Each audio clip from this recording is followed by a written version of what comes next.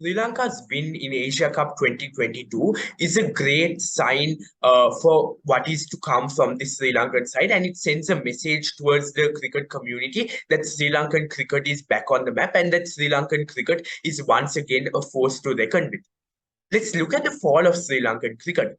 Uh, when we look at 2015, I would say that was the beginning of the fall of Sri Lankan cricket as a result of the retirements of of experienced campaigners like Kumar Sangakkara, like a Mahela Jayawardena, who had previously helped Sri Lanka even get to that 2014 World Cup win. So, as a result of their retirements in 2015, it was filled with youngsters who weren't secure about their places, who weren't really sure about how to go about the international stage, which stifled Sri Lanka's progress as a cricketing nation.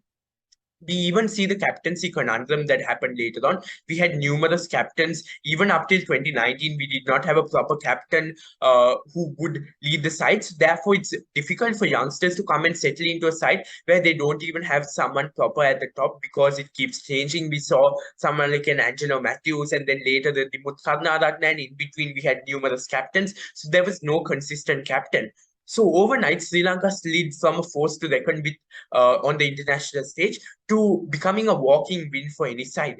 Their downward spiral was as steep as the fall of the Sri Lankan economy. Um, Even when we look at last year, right, Sri Lanka had to qualify for the World Cup. They had to qualify to go get to the group stages. They had to qualify alongside teams like an Oman or Papua New Guinea. So that was the state of Sri Lankan cricket even last year. But despite having to go through the qualifiers, we saw that they played extremely well last World Cup, and they really showed us glimpses of what they're capable of. And someone that I really think goes under the radar for helping Sri Lankan cricket get back on the rise is Mickey Arthur, the former Sri Lankan head coach. Mickey Arthur really did provide the kind of atmosphere, the kind of environment for youngsters to really prosper. He really allowed someone like a Patu Nisanka, Mahish Tikshana, Vanindu Hasranga, and many more to actually get comfortable with the side and allowed them. He basically gave them the freedom to go out and express themselves. So, therefore, the youngsters really have a lot to credit to someone like a Mickey Arthur who really helped them settle into the side and allow them to express themselves. And alongside Mickey Arthur, we had Dasun Shanakar, the captain, right? And both of them really worked really well together and were the amazing duo, which basically laid the platform for Sri Lankan cricket's rise, right? Yes, someone like Chris Silverwood, who is now the present coach, has done an amazing job, but it was the kind of platform that Mickey Arthur and Dasun Shanakar said that has allowed Sri Lankan cricket to come back and become a force to reckon with.